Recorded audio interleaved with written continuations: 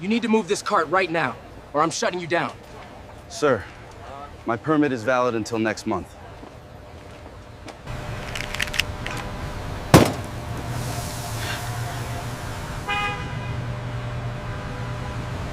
Marcus Cole felt the morning heat rising off the pavement long before the sun cleared the rooftops. His hands moved with steady rhythm as he arranged the last row of neatly wrapped empanadas on his street cart. Fresh, warm, fragrant. The hiss of steam, the metallic click of tongs, the soft flutter of napkins. Everything calmed him. Until the police cruiser slowed. Officer Hale didn't step out immediately. He sat with the window down, sunglasses reflecting Marcus's cart like a distorted mirror. Then a laugh. Sharp, dismissive, loud enough that people on the sidewalk paused. Selling scraps again. Hill called out. Man, some people really don't know their place. Marcus stiffened. The words hit harder than the heat. Around him, the crowd pretended not to notice. He slid away. A mother tugged her child closer. The city moved on, but Marcus's world narrowed to the officer's mocking grin. I'm licensed, Marcus said quietly.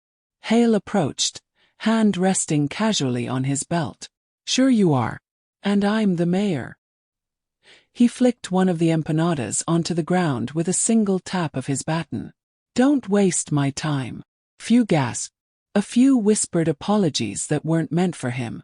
Marcus's jaw tightened. Humiliation burned through his chest like acid. But he kept still, measured, breathing slow. Then Hale leaned closer, voice low, venomous. Men like you don't build anything. You just take up space. And with that, he reached for Marcus's permit folder. Marcus's heartbeat thudded once, hard. Because the next page in that folder was not a permit. It was the document that could blow Hale's entire world apart. Marcus Cole wiped the last bead of condensation from the chrome edge of his empanada cart, checking the reflection out of habit. A tidy image stared back. Simple gray shirt, apron tied tight, hair pulled back, expression composed. The dawn bustle of Fulton Avenue hummed around him. Delivery trucks beeping, a cyclist weaving through traffic, the aroma of roasted peppers and dough rising from his cart. For a moment the world felt steady. Then a police siren chirped once, short, taunting. Marcus didn't look up immediately. He knew that sound. The purposeful flick meant not for safety but for performance. Still he lifted his eyes, slow and controlled. Officer Hale stepped out of the cruiser with a grin that carried too much teeth for so early in the morning. Well, well, he said loudly, stretching the words so nearby commuters would hear. If it isn't our street chef extraordinaire. Marcus exhaled softly. Good morning, officer. Hale laughed as if Marcus had told a joke. Morning. Not for you it won't be. He circled the cart, tapping things at random. Tongs, boxes, the wheel lock, like he was inspecting a child's toy. You people never learn. I have all my documentation, Marcus said, keeping his tone even. Permit. Health clearance. Renewed last month. Permit. Hale repeated, amusement thick. Let's see this permit. Marcus handed over the neatly organized folder. Hale flipped it open but didn't read. Instead, he tilted it toward the pedestrians passing behind him. Look folks. Professional binder and everything. Few nervous smiles. No one stopped. Hale pulled out the permit sheet and whistled. Fancy. Too fancy maybe. Looks fake. It's issued by the city, Marcus said. He didn't raise his voice. He never raised his voice. Hale shrugged. Sure. And I'm the governor. He crumpled the permit slightly, then smoothed it as though that restored dignity. See, Marcus, street vending is a privilege. And you're blocking pedestrian flow. I'm in the designated vendor zone, Marcus replied. Not according to my eyes, Hale said. He tapped his temple. And my eyes are the law. Marcus felt humiliation coil low and tight in his stomach. Officer, please treat the permit with care. It's. Hale flicked one empanada off the tray with a small snap of his baton. It hit the pavement with a soft thud. A woman gasped, hand over her mouth, but she kept walking. Always walking. You dropped something, Hale said. Marcus swallowed. That was unnecessary. Unnecessary. Hale stepped closer, breath hot with morning coffee. What's unnecessary is people like you thinking you're entrepreneurs. You're not building anything. You're clutter. Each word landed like a shove to the ribs. Hale's partner, Officer Ruiz, lingered near the cruiser. His brow knotted, but he said nothing. Silence was safer. Marcus drew a steady breath. Officer Hale, I am operating legally. If there's a misunderstanding. No misunderstanding, Hale snapped. Just violations. He grabbed his citation pad.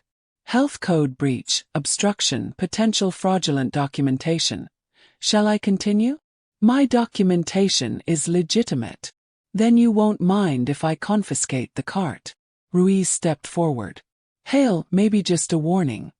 He's not causing. Hale shot him a glare. I got it. Marcus's hands tightened on the cart's handle. He felt the eyes on him. Bystanders, commuters, shop owners pretending to reorganize inventory. No one wanted to get involved. He'd seen this pattern too many times. The quiet turning away. Hale scribbled aggressively, tore off the citation, and shoved it into Marcus's chest. Sign. I won't sign a false statement. You refusing. Hale raised his voice theatrically. You resisting. Marcus stood still. I'm not resisting. I'm refusing to validate something untrue. Same thing, Hale said. Ruiz flinched. It's not the same thing. Hale ignored him. He reached back into the folder, yanking loose the remaining documents without care. They fluttered like wounded birds. One particular page slid halfway out, the page Marcus feared Hale would see. Hale noticed the thicker, embossed header. What's this? Another fake license. Marcus reached quickly, too quickly. Hale's grin widened. Touchy, aren't we? It's unrelated to vending, Marcus said. Everything's related when I investigate. Hale pulled the page free. Ruiz watched uneasy. Hale. But Hale was already reading. His expression faltered. Confusion first, then disbelief. What is this? Marcus didn't move. Didn't breathe. Hale looked up sharply, voice cracking with incredulity. Founder and CEO? His eyes darted between Marcus and the document. This is some kind of joke. It's real, Marcus said quietly. No, Hale stepped back as if the paper burned. No way someone like you. Ruiz cut in gently. Hale, maybe we should step aside and... But Hale wasn't listening. Rage replaced confusion, flushing his face. He ripped the citation from Marcus's hands again and scribbled more charges. You think you can intimidate me with this garbage? With your little printout? Hale snapped. I don't care who you pretend to be. Out here, I decide what's real. Marcus felt something shift inside him. An old wound reopening, but also a steel he hadn't called on in years. People had underestimated him before, doubted him, tried to shrink him.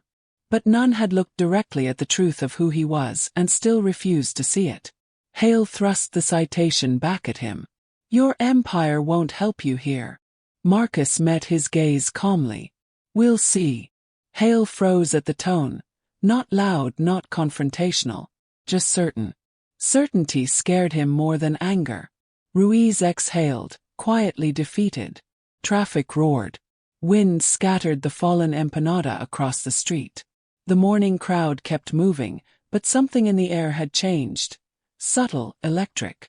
Hale stepped back, jaw tight. This isn't over. No, Marcus said, folding the citation with precise, steady fingers. It's just starting. Marcus sat on the edge of his couch, the citation lying on the coffee table like a threat written in ink. His apartment was modest, by choice.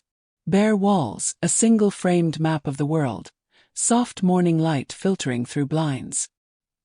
He could afford far more, but this simplicity reminded him where he came from, and why he worked. He rubbed his hands together, still feeling the sting of Hale's words. Men like you don't build anything. Marcus let out a slow breath. If only he knew, he murmured. His phone buzzed. A text from his operations manager overseas. Shipment cleared customs. Expansion proceeding on schedule. A reminder that while Hale saw only a street vendor, the rest of the world saw something entirely different. He typed back, good. Keep quality checks tight.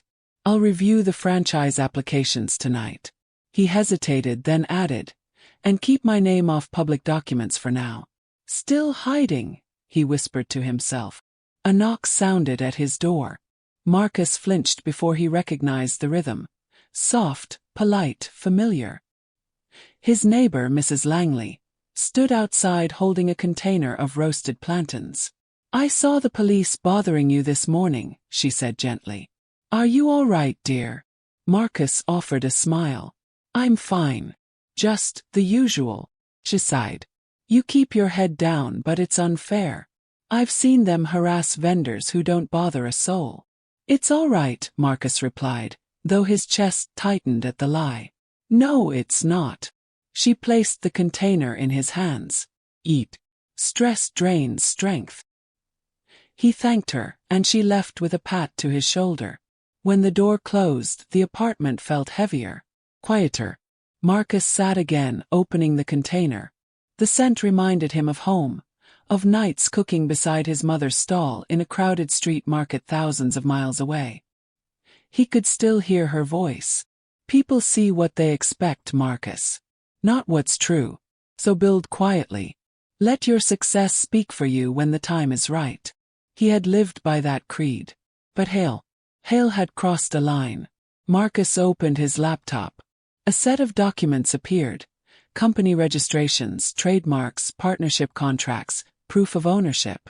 Nearly 100 franchise locations across 3 continents, all born from a childhood dream and relentless work. His phone buzzed again, another message, but this time from a news app. Officer Hale praised for strict enforcement of street regulations. A photo accompanied the headline. Hale standing proudly beside his cruiser, arms folded, grin wide. The article praised his commitment to maintaining order and holding unlicensed vendors accountable. Marcus exhaled sharply. Unlicensed, he repeated. That's the story he's selling. He closed his laptop, leaning back. His mind drifted to years earlier. His first food stall in Rio. It was barely wide enough for 2 people to stand inside. Customers lined up for hours, drawn by the smell of fried spices and his mother's recipe. He had saved every coin until he could buy a second stall, then a third, fourth. A traveler posted a video online. It went viral. Investors called. He kept expanding, but he never forgot the street. That's why he returned to cities anonymously, setting up small vendor carts under a different name. To stay grounded. To remember who he was feeding. And now Hale was threatening that connection. Marcus's phone lit up again, this time with a call. He answered. Marcus. It's Jen. His head of regional operations for North America. We received a request from the city to verify your business identity. Something about a disputed document. Are you okay? Marcus pinched the bridge of his nose. I had an encounter with a police officer. He confiscated my permit and filed a fraudulent citation. Jen cursed under her breath. Should I mobilize legal counsel? Not yet, Marcus said. This needs to be handled carefully. Carefully, she repeated. Marcus, you built a global brand. You shouldn't have to tolerate mistreatment like this. I know, he said quietly. But if I push too hard, the narrative becomes about a wealthy businessman bullying a police officer. I need the truth to surface on its own. Jen sighed. You always choose the high road. I admire that, but it's exhausting watching you take these hits. It's exhausting living them, Marcus replied. They talked briefly about logistics before Marcus ended the call. He stared at the ceiling for several seconds, letting the silence wash over him. His phone buzzed again, this time with a video notification. Posted 8 minutes ago. Title: Officer harasses vendor, shameful behavior? Marcus clicked. The video showed Hale kicking the empanada. Marcus flinched watching it in replay, seeing himself through the lens of a stranger's phone. The comments were pouring in. This is messed up. Vendor should comply with permits. Cop was out of line. Probably fake license, happens a lot. Marcus's throat tightened. Even when people saw the truth, many still doubted him. A reply caught his eye. I saw this guy before. He's polite. Cops target him for no reason. Another. If anyone knows his name, tell him to get a lawyer. Marcus rubbed his temples. Exposure could help, but it could also make things worse. He shut off his phone. A soft knock pulled him from his thoughts. When he opened the door, Ruiz stood in the hallway, still in uniform, looking deeply uncomfortable. Officer Ruiz? Marcus asked. Ruiz swallowed. Can we talk? Marcus didn't invite him in. Not yet. About this morning. Yes, Ruiz said. And about Hale. Marcus remained silent. Ruiz continued, voice low. I'm not here officially. I just needed to tell you I'm sorry for how things went. It wasn't right. Marcus studied his face. Regret softened Ruiz's eyes, but fear haunted them too. I appreciate your honesty, Marcus said. Ruiz exhaled shakily. Hales filed his report already. And he exaggerated things. I didn't stop him. That's a heavy thing to admit, Marcus said. I know. Ruiz's voice cracked. But I can't keep quiet anymore. I wanted you to know. Marcus looked down the hallway, then back at Ruiz. Will you testify if necessary? Ruiz hesitated only a moment. If it comes to that, yes. A flicker of hope sparked in Marcus's chest. Thank you, he said quietly. Ruiz nodded and walked away, shoulders slumped. Marcus closed the door gently. Maybe, just maybe, Hale's power wasn't as untouchable as he believed. The city licensing office always smelled faintly of toner, old carpet, and impatient frustration. Marcus stepped inside carrying a neatly sealed envelope of documents. The fluorescent lights buzzed overhead, washing everything in a pale, indifferent glow. Men and women sat slumped in plastic chairs, clutching forms like lifelines. Marcus approached the counter. The clerk didn't look up. Next, she said flatly.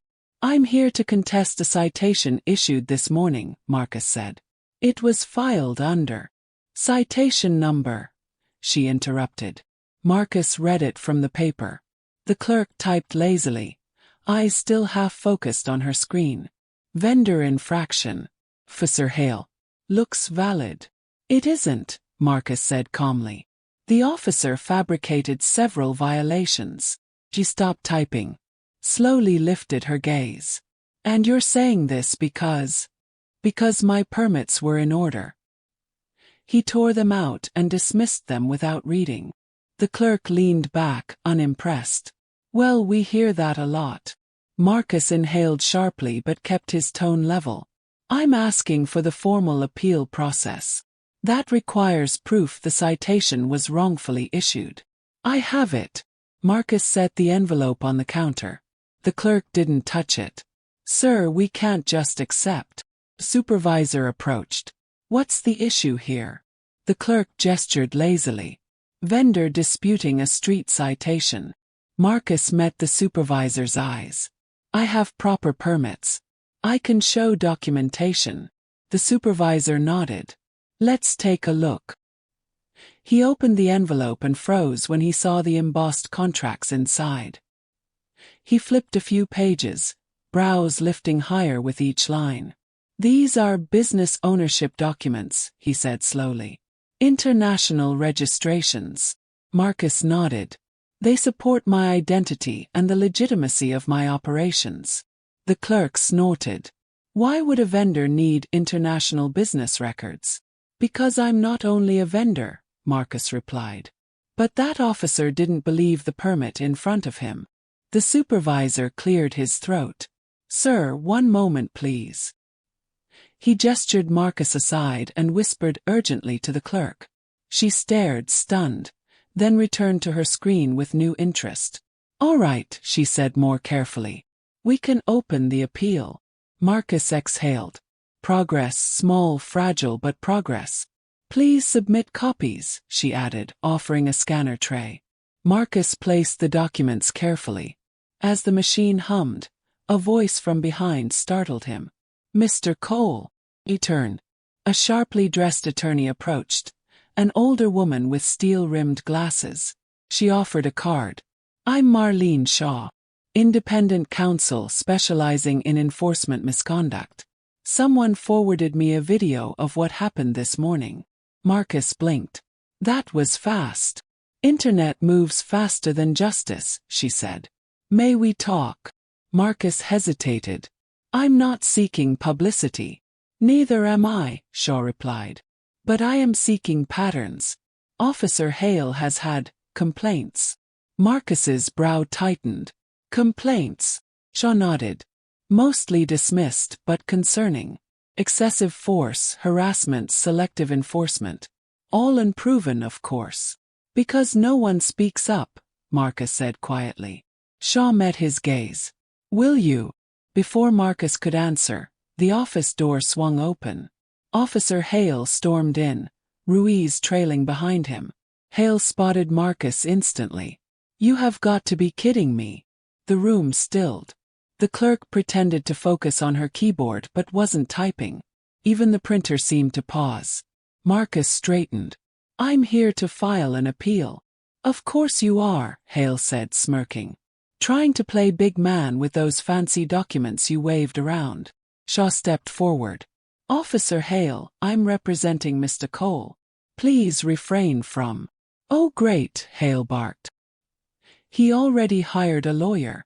What's next? Press conference." Ruiz rubbed his forehead. "Hale, let's just leave it alone. He has the right." "Don't start," Hale snapped. "He's wasting city resources." Marcus kept his voice steady. "Officer Hale, you filed a false report." "False?" Hale scoffed. "I documented what I saw. A vendor obstructing traffic, presenting questionable paperwork." "That paperwork was legitimate," Marcus said. "According to who?" Hale challenged. "You." "According to the licensing office." The supervisor interjected timidly. Hale turned, stunned. "What?" The supervisor swallowed. "His documents are in order. And he's entitled to appeal." For a moment, Hale's expression fractured. Surprise, anger, disbelief blending into something uglier. He leaned close, voice low. "Think this changes anything? I'll win this. I always do." Shaw stepped between them. "You may want to reconsider that confidence." Hale glared at her. "Stay out of this." "I can't," Shaw replied evenly. "Your conduct is now part of an official review." Hale's jaw tightened. He shot Ruiz a furious glance. "You told someone." Ruiz stammered. "I didn't, I just— Hale, this is getting out of hand." "Out of hand?" Hale's laugh was sharp, brittle. "What's out of hand is this guy pretending he's the victim." Marcus held his gaze. "I'm not pretending." For the first time, Hale faltered. A flicker of uncertainty crossed his features, quickly smothered by anger. "You think being some international businessman makes you special?" Hale hissed. "No," Marcus said. "It makes me human. Same as anyone else." The simplicity of the statement seemed to land harder than any accusation. Shaw leaned toward Marcus. "We should step outside." Marcus nodded. As he gathered his documents, Hale shouted after him. "Run for now, vendor." "But this isn't finished." Shaw turned back once. "Officer Hale, that sounded very much like intimidation. I'd advise choosing your next words wisely." Hale looked ready to explode but said nothing. Outside, the city noise felt strangely soothing after the tension inside. Shaw walked beside Marcus. "He's cornered. Men like that lash out when power slips." Marcus exhaled deeply. "I hate this. I hate needing to fight just to be treated fairly." I know, she said. But you're not alone anymore. Ruiz may testify. The clerk saw Hale's behavior. The video is circulating. Marcus stared at the sidewalk. Do you think any of that will matter? Shaw adjusted her glasses. Yes, because patterns matter. And Hale's pattern is finally cracking. They reached the steps. Shaw paused. But I must ask, Mr. Cole, do you want this fight? Truly want it? Marcus thought of Hale kicking the empanada, of the humiliation, of his mother's voice, of every time he had chosen silence. He lifted his chin. Yes, this time yes.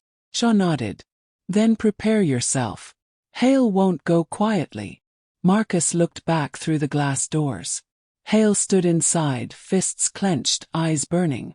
No, Marcus murmured. He won't. But neither would Marcus. And the system that had protected Hale for years was about to face its first real challenge. The sun dipped low over the city, throwing long amber streaks across Marcus's apartment as he sat stiffly on the couch, staring at the glow of his phone. The video had reached 22,000 views in under an hour. Every time he refreshed, the number jumped. He opened the comments again, wincing as he read through the noise. This is disgraceful. Another vendor pretending to be a victim.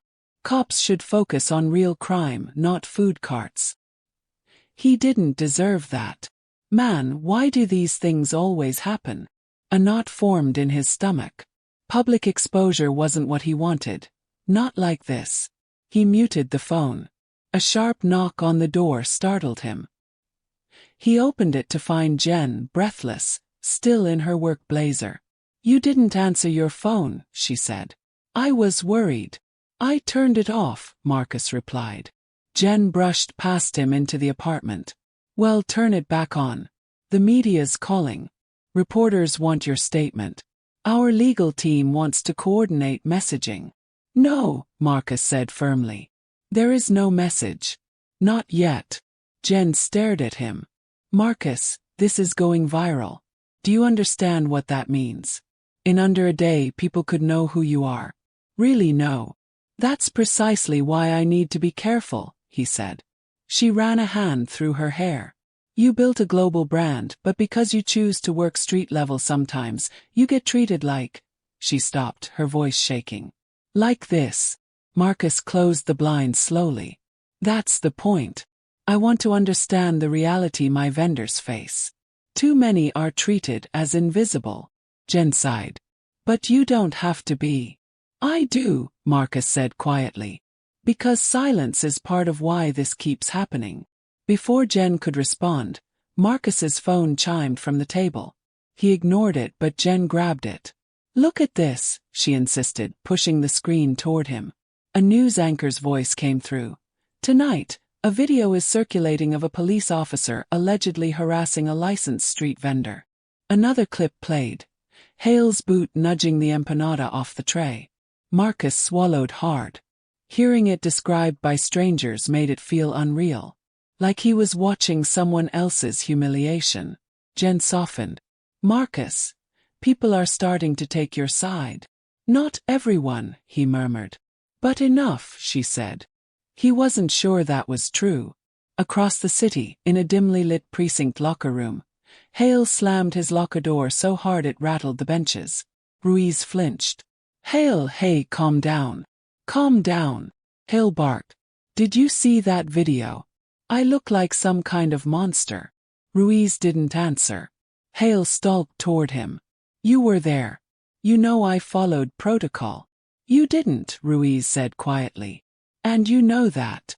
Hale's eyes flared. Don't get righteous on me. I've covered for you plenty. Ruiz stiffened. I never abused my authority. Oh please, Hale snarled. He's a vendor. A nobody. Ruiz's jaw tightened. You need to stop saying that. Why? Hale demanded.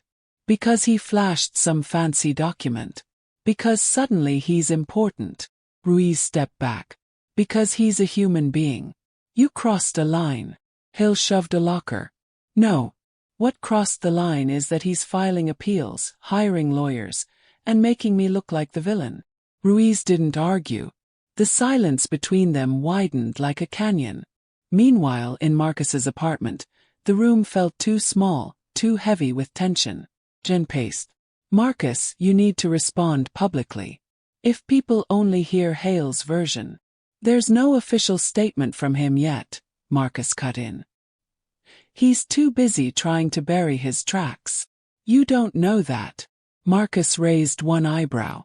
You think he's sitting quietly right now? He's probably rewriting his report as we speak.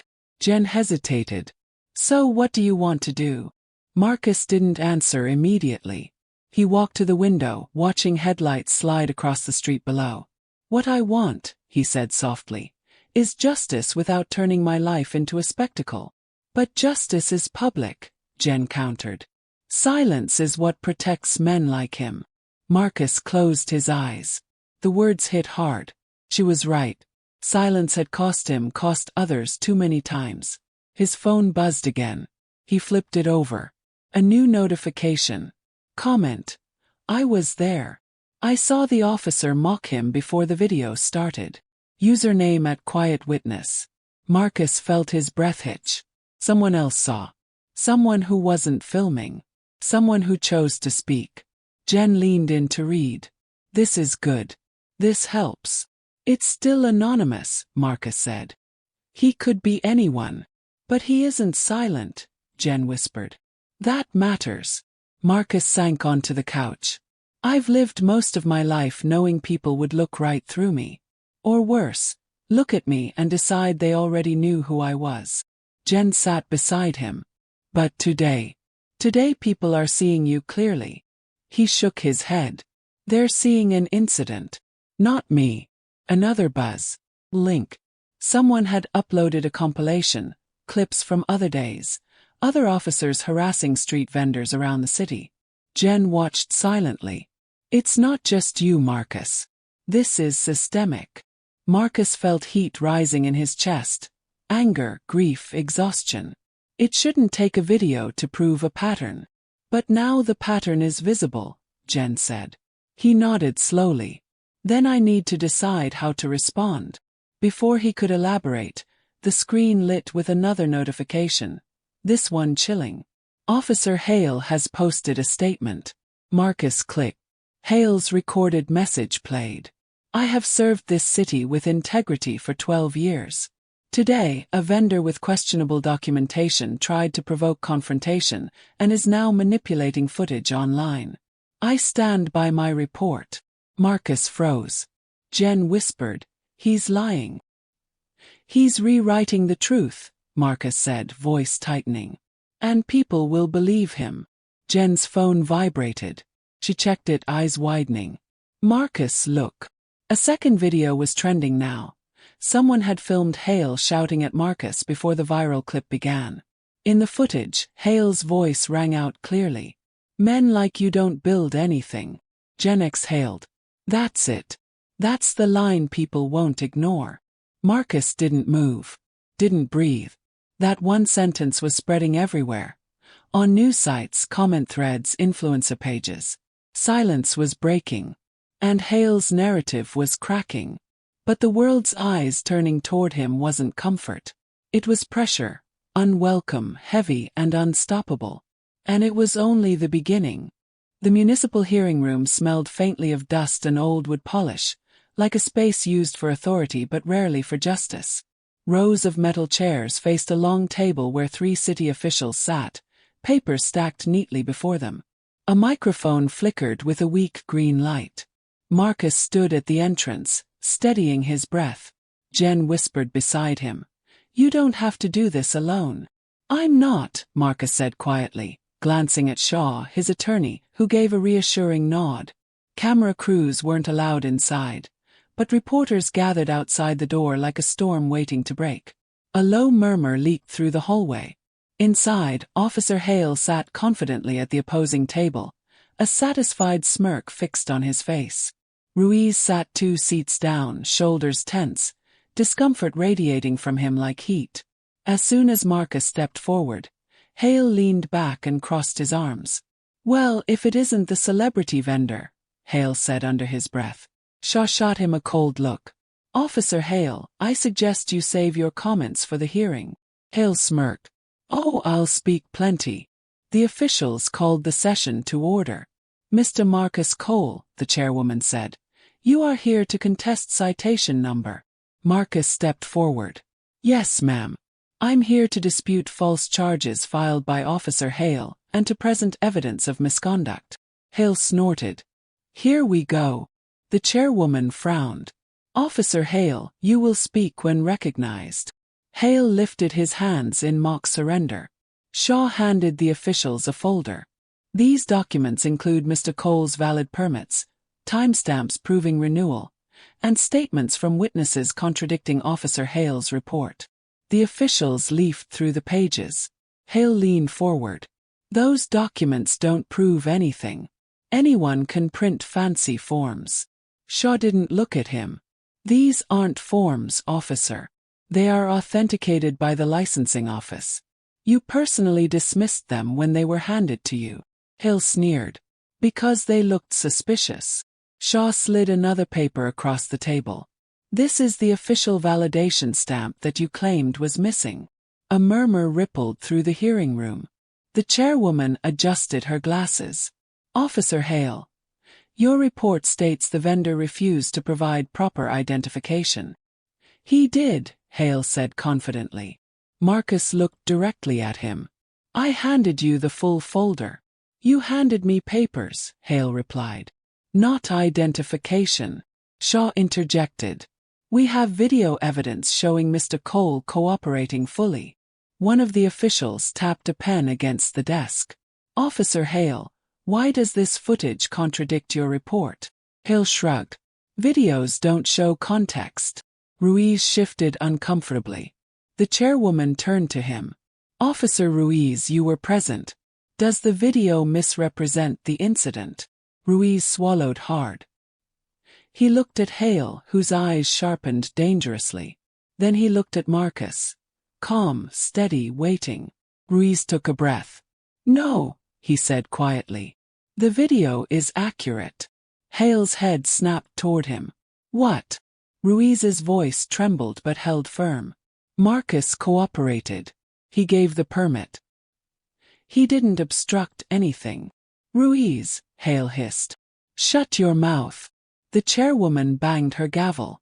Officer Hale, enough. The shift in the room was immediate, like the air changed weight.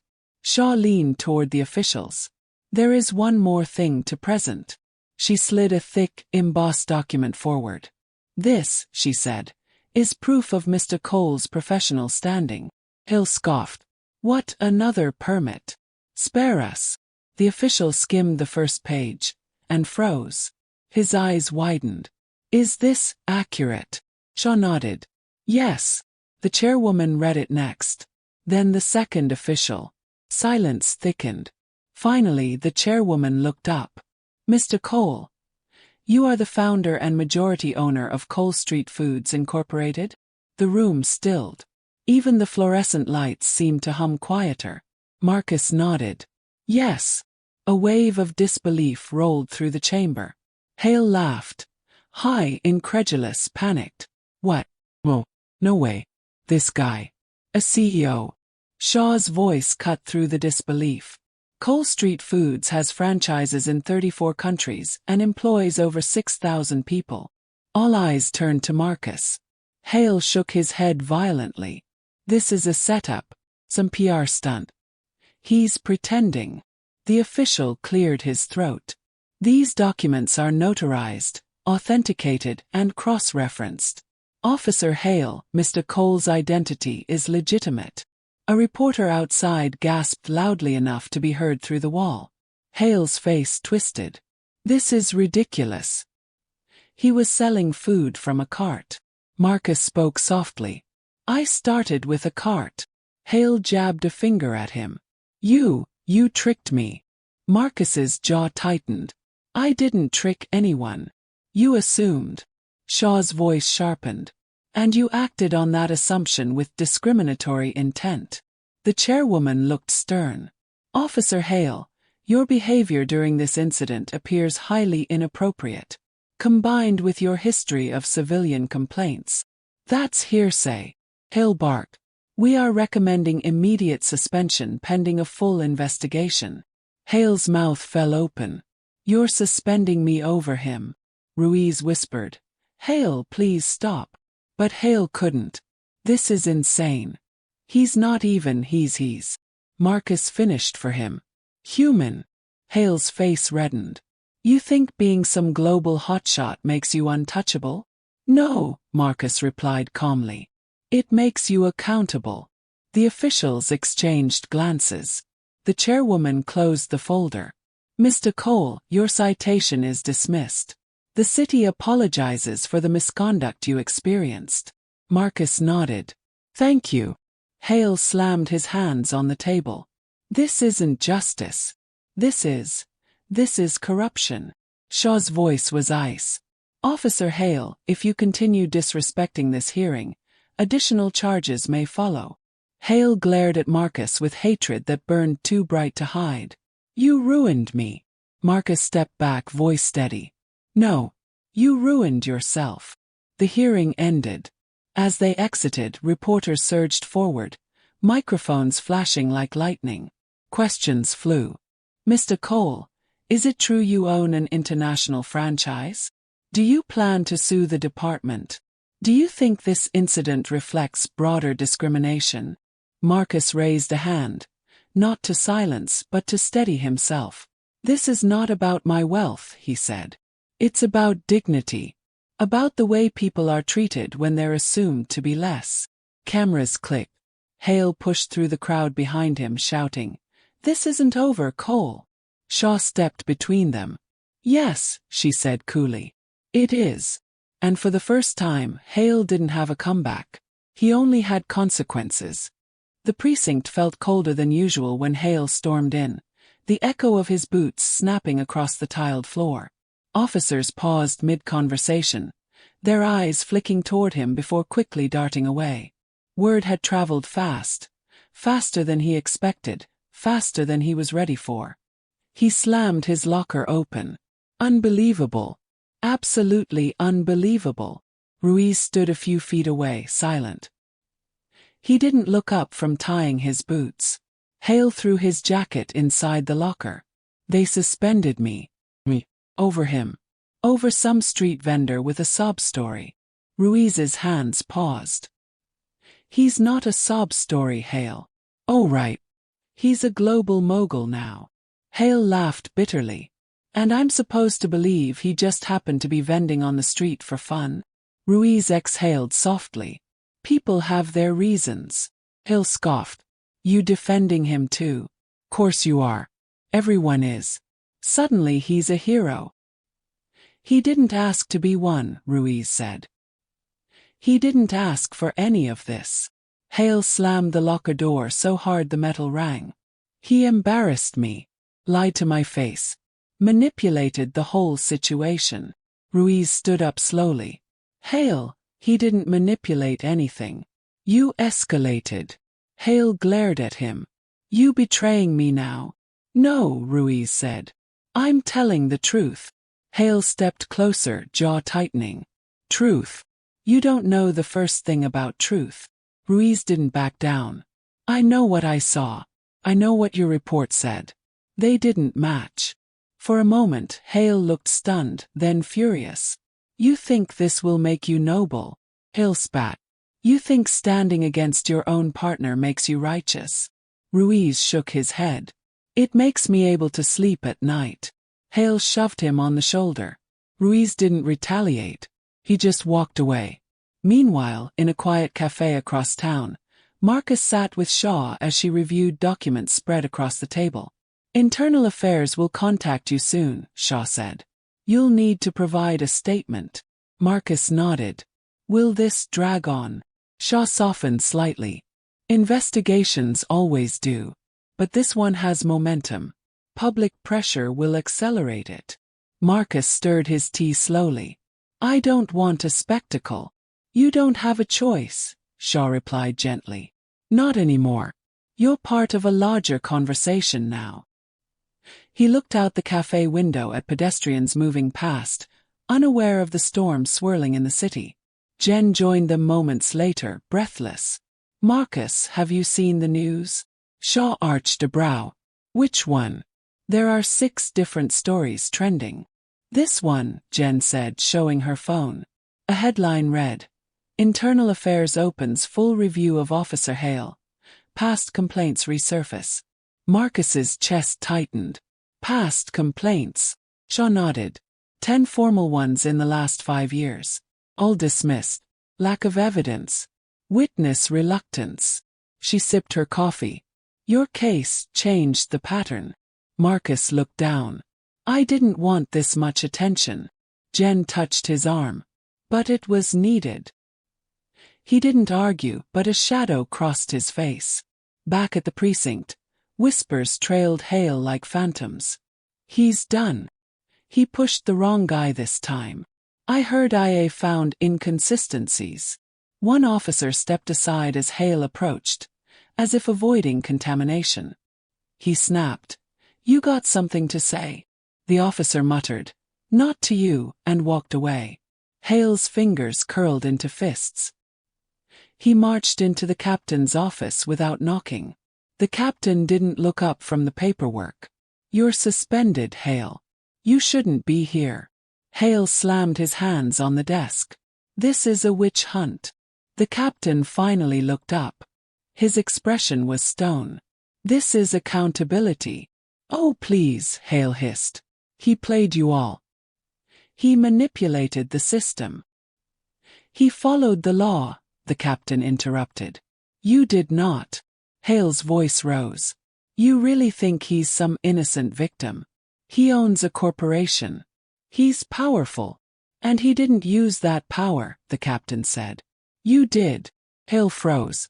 The captain leaned forward. "Your job was to protect, not to humiliate, not to escalate, not to falsify." Hale's throat tightened. "You're turning on me." "No," the captain said sternly. "You turned on the badge." Hale staggered back, breath shaking. "This is political. This is." "It's consequences," the captain said firmly. "Leave the precinct. I will contact you." Hale stormed out, feeling the weight of eyes he couldn't escape. That evening, Marcus returned home, exhausted. The city buzzed outside. Sirens wailed faintly in the distance. His phone vibrated with a message from an unknown number. He hesitated, then opened it. "Thank you for standing up. Many of us couldn't. Former vendor, South District." Marcus sank onto the couch. Minutes later, another message came. Then another. Dozens of them.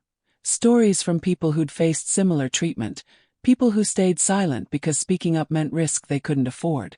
Jen came by with dinner. When she saw the messages, she sat beside him quietly. "You see," she whispered, "this isn't just about you." Marcus rested his elbows on his knees. "I know. But the emotional cost." He trailed off. Jen finished softly. "Is real." "I know." He sighed. "Every time something like this happens, it feels like reopening a wound. Then everyone expects you to be strong for them." "You don't have to be strong alone," she said. For the first time all week, Marcus allowed himself to lean back and just breathe. Across the city, Hale sat alone in his apartment, blinds drawn tight. The only light came from the glow of his phone. Article after article painted him as reckless, abusive, dishonest. He hurled the phone across the room. "This is his fault," Hale muttered. "He did this to me." But somewhere beneath the anger, buried deep, was a flicker of fear. His power was slipping, his reputation cracking, his world collapsing. And Marcus hadn't lifted a single finger against him. The system he'd relied on was finally seeing him clearly. And Hale didn't know how to live in that light. The city press hall was packed wall to wall, lights blazing, microphones clustered like metal flowers at the podium. Reporters murmured in a thick, restless buzz.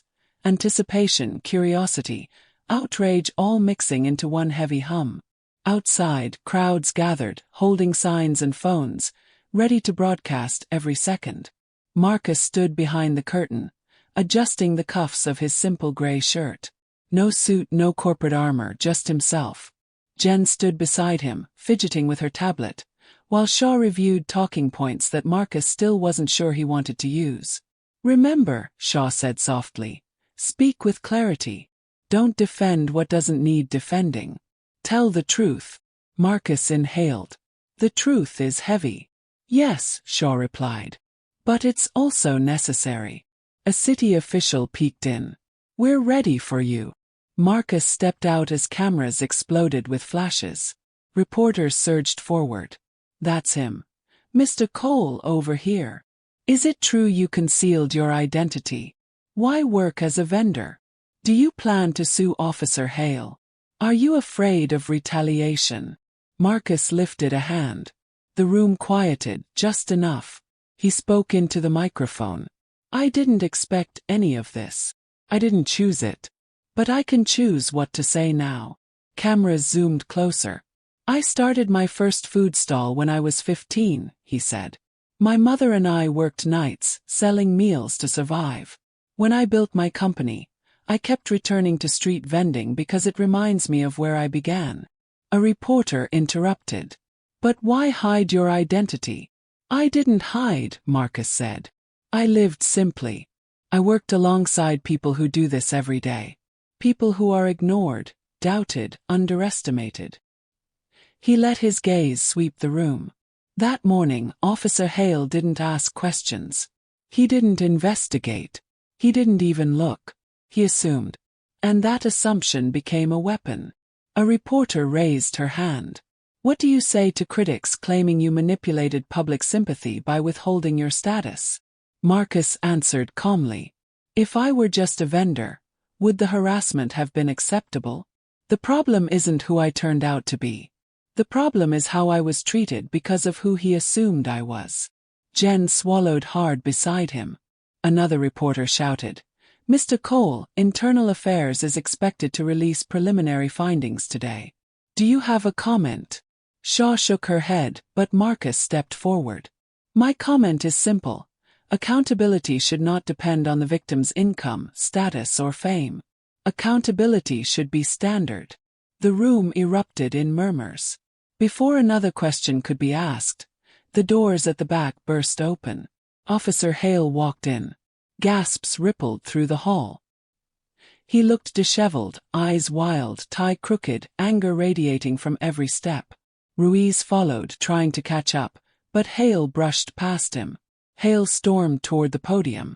"You think you can destroy my life," he shouted. Security moved, but Shaw raised her hand. "Let him speak. The city needs to see this." Marcus didn't flinch. Hale jabbed a finger at him. "You set me up. You wanted this. Fame. Attention." "No," Marcus said quietly. "I wanted to work in peace. You humiliated me." Hale barked. "You humiliated yourself," Shaw cut in. Hale ignored her, glaring at Marcus. "You think you're better than me because you have money. Because you fooled everyone with some street act." Marcus stepped away from the podium, speaking directly to him. "I didn't fool anyone. You refused to see me." "Oh, spare me," Hale spat. "You people always play the victim card." The room inhaled sharply. Even Hale seemed to realize he'd said too much. A reporter whispered loudly, "Did he just?" Another reporter shouted, "Is that how you talk off duty too, Officer Hale?" Hale's face twisted. "I don't owe anyone an explanation." "Actually," Shaw said coolly, "you do." Ruiz stepped forward cautiously. "Hale, stop. This isn't helping you." Hale shoved him back. "You betrayed me. You took his side." Ruiz steadied himself. "I took the truth's side." Marcus watched the officers exchange with a quiet heaviness. This wasn't victory, it was collapse. At that moment, a city official approached the podium with a sheet of paper. "We have the Internal Affairs preliminary review," she announced. The room went silent. She read aloud. "Officer Daniel Hale is found to have filed an inaccurate report, used discriminatory language, and exercised authority outside of procedure. Effective immediately. He is placed on unpaid suspension pending termination proceedings. Hale's face paled. Termination. You can't. The official continued. Further investigation will determine whether criminal charges apply. Hale's rage evaporated into something more fragile. Fear. This is political. They're doing this because he's rich. Marcus didn't speak. He didn't need to. The official added.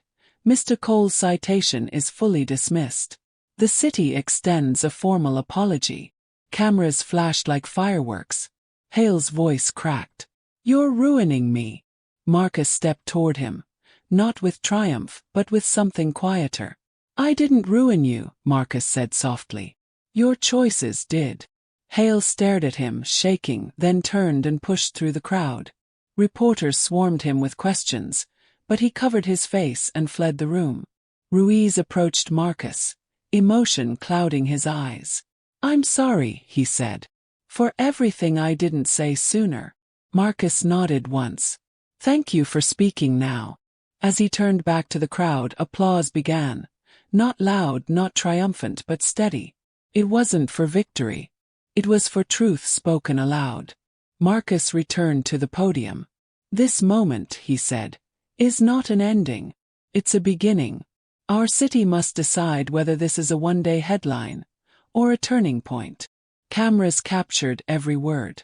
And I hope, Marcus finished quietly, we choose well. The applause swelled. Outside, the city watched. Hopeful, angry, awakened. Inside, Marcus exhaled slowly. Justice was unfolding.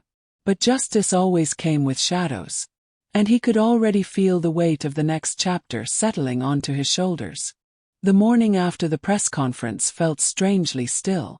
The city buzzed outside, but Marcus's apartment was quiet, the kind of quiet that follows a storm. Not peace, not yet, just the space where consequences settle. Marcus sat at his kitchen table with a cup of tea, untouched. Notifications piled up on his phone. Messages, interview requests, statements of support, business inquiries. He let them sit. He needed a moment. One moment where he wasn't a symbol, or a headline, or a CEO mistaken for a nobody. Just a man breathing in the morning light. A soft knock interrupted the quiet. When he opened the door, Ruiz stood there in plain clothes. Shoulders slumped, eyes tired. May I come in? Ruiz asked. Marcus nodded. They sat at the table, an awkward silence between them. I wanted to say thank you, Ruiz finally whispered. Marcus blinked. For what? For not tearing into me, Ruiz said. For not blaming me for staying silent as long as I did. Marcus took a slow breath. Silence hurts, Officer Ruiz. It protects the wrong people. I know, Ruiz murmured. I knew it even then. I just didn't know if I had the courage. Marcus studied him, seeing genuine remorse etched into every line on his face. You found your courage. That matters. Ruiz swallowed hard. Hale, he's unraveling. He's not handling the suspension well. Some officers feel sorry for him. Don't. But no one can deny the truth anymore. Marcus leaned back. Accountability isn't cruelty. It's clarity. Ruiz nodded. Internal affairs might ask you more questions. If you need anything. If you want me to testify further, I will. Thank you, Marcus said quietly. Your voice changed things. Ruiz stood, preparing to leave. Before he did, he hesitated. Marcus, I hope the city doesn't forget what this really means. Cities forget, Marcus said softly. People forget. But the ones who were hurt, we remember. Ruiz lowered his gaze. I'm sorry you had to go through it. Marcus looked out the window. I wish I were the last person who had to. Later that afternoon, Shaw and Jen met him at the community center for a scheduled meeting with city officials. As they walked through the lobby, people whispered his name, some with gratitude, some with awe, others simply recognizing him from the news. Inside the meeting room, the mayor and several department heads waited. Cameras were absent. This was no spectacle. This was quiet, bureaucratic aftermath. The mayor cleared her throat. Mr. Cole, the city wants to offer compensation for the emotional distress and harm caused by Officer Hale's misconduct. Marcus exchanged a glance with Shaw. He spoke first. I don't want money. The officials blinked. Jen stepped forward. What he wants is change. Marcus nodded. Implement training. Protect vendors. Build a system where officers can't falsify reports and walk away untouched. The mayor folded her hands. We can discuss reforms, but it will take time. Everything takes time, Marcus said. But you can start today. Another official leaned forward. Would you be willing to advise on a new community oversight program? Marcus paused. If it helps others, yes. Shaw smiled faintly. This was the victory that mattered. Not the downfall of Hale, but the rise of accountability. Evening settled over the city like a warm cloak when Marcus wheeled his empanada cart to its usual spot, the same place where everything began. News crews had not been notified. He had insisted on privacy. Only Jen and a handful of friends knew he'd be here. People walking by did double takes. Wait, is that? That's him, the guy from the press conference. He's back at the cart. Marcus smiled at them. Free food today, he announced. For everyone. Crowds formed quickly. Children pointed at the trays with excitement. Elderly neighbors approached with tears in their eyes. Vendors from nearby blocks gathered, forming a circle of warmth around him. Teenage boys stepped forward shyly. Mister, thank you for standing up. My uncle lost his permit last year because of an officer just like that. Marcus handed him a warm empanada. You're welcome. And tell your uncle I said to keep going. An older woman hugged him unexpectedly. You reminded the city to open its eyes. Marcus chuckled softly. I just wanted to serve food. Sometimes serving food serves truth, she said. As he worked, Jen watched from the side, her eyes shining. You look happy. Tired, Marcus corrected gently. But lighter. Think this changes anything long-term, she asked. It'll change something, Marcus said. Even if just for one person. Before Jen could reply, a familiar voice spoke from a distance. You've got quite the crowd. Marcus turned. Hale stood across the street. Not in uniform. Not confident. Just a man stripped of the authority he misused. His clothes were wrinkled, his eyes hollow and his steps unsure. Jen tensed. What's he doing here? Marcus lifted a hand. It's all right. Hale approached slowly, stopping a few feet away. His voice was shaky. I didn't come to fight. Marcus studied him carefully. Then why come? Hale looked down at his shoes. Because I don't understand how everything fell apart so fast. You built your foundation on arrogance, Marcus said gently. It collapses quickly.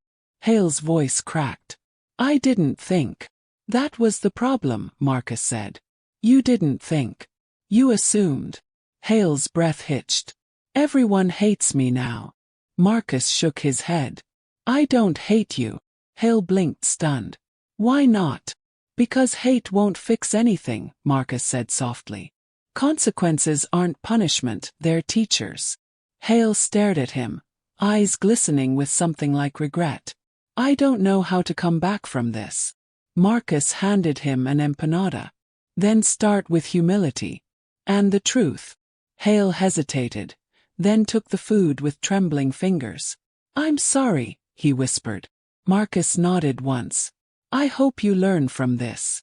Hale walked away, slowly, quietly, no longer the man who saw himself as untouchable.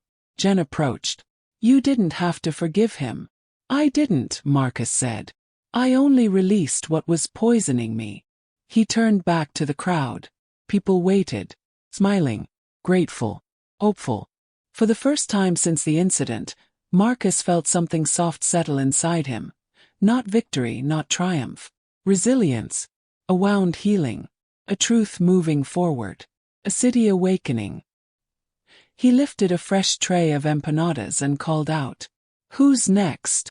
And the line grew.